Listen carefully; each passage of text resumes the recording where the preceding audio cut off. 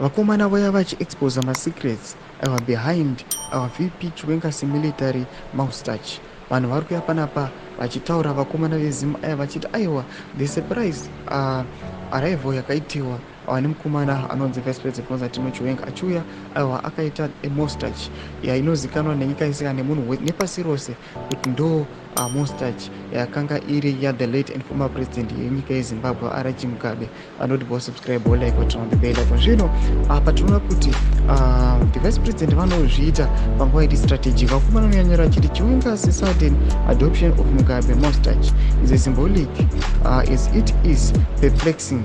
On the eve of the Zanu conference, where his position as vice president is under threat from none other than President Emerson Mnangagwa's close ally, Maboshin Omona, Chiwenga's choice of appearance suggests that he feels his power is sleeping, just as Mugabe once did in the final days of his reign. The air is thick with intrigue, and the Chiwenga supporters have reportedly begun to quietly demand Mnangagwa's removal, an echo of whispers that once led to the coup against Mugabe. But Chiwenga's transformation may run deeper than just political joking.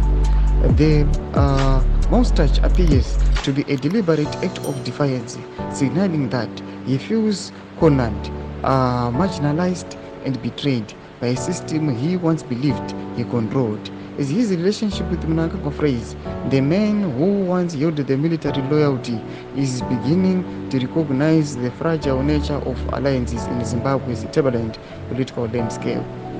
Thomas Kwanoboda are behind this sudden Moustache yakauya yakaisiwa the vice president wenyika yeZimbabwe. Tidze mafunguro enyu kuti kudii pamusoro pechitiko ichi. Tatoona kuti aiwa pane nhau dzekubetrayiwa panapa, tichiona nhau dzemaagreements dzichiviolatiwa. Tidze mafunguro enyu kuti kudii pamusoro pechitiko ichi. Mina comment section medu, so subscribe, like and turn on the bell icon.